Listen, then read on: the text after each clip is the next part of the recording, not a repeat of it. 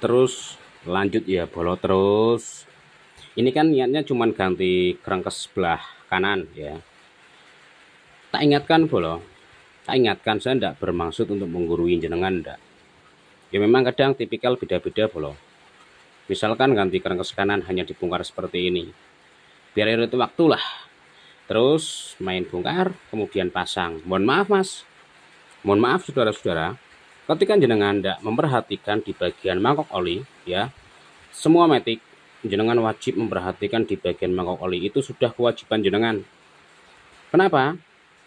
Ketika jenengan tidak mengecek bagian mangkok oli ketika motor ini dirakit, diradikan, terus beberapa hari, beberapa minggu atau beberapa bulan, walaupun olinya masih ada, kok motor ini ngejim, suara kasar, pasti Anda yang disangka. Karena Anda telah membongkar, pasti disangkanya Anda tidak bisa meragum atau merakit dengan baik sebagaimana mestinya.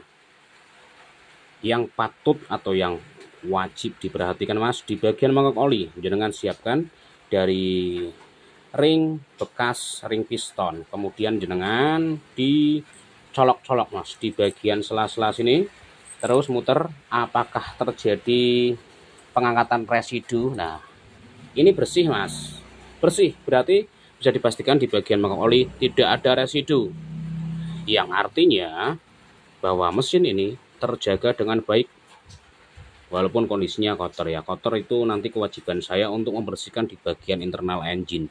Kalau misalkan bagian luar itu kewajiban sang pemilik unit. Saya hanya bertugas membersihkan di bagian internal atau di bagian dalam, karena kaitannya dengan nanti pola perakitan dan pola keawetan secara durability. Contoh halnya ini mas, tadi ketika datang itu tidak sebersih ini mas, ini sudah tak bersihkan. Nah bagian eksternalnya ya nanti urusan pemilik lah itu mas.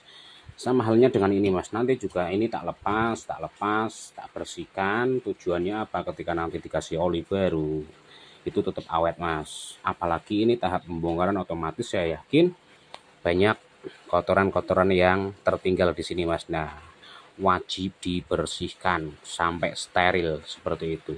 Itu kewajiban Anda sebagai mekanik.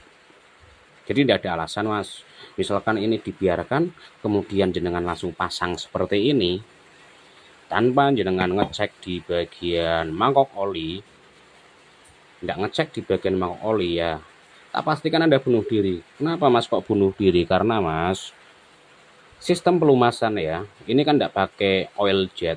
Oli itu hanya mengandalkan dari tampungan mangkok yang ada di sini mas, untuk membasahi bagian big end, terus membasahi bagian dinding silinder sama dinding piston. Ingat, semua Elmatic Honda ya yang keluaran tahun 2020 ke bawah itu masih mengandalkan yang namanya mangkok oli. Belum ada oil jet seperti KOJ, terus Vario 160 itu belum memakai oil jet. Yang wajib diperhatikan di bagian mau oli mas, wajib, makanya ini tidak boleh penyok, tidak boleh berlubang atau cacat, intinya seperti itu. Semoga bermanfaat video ini, terima kasih.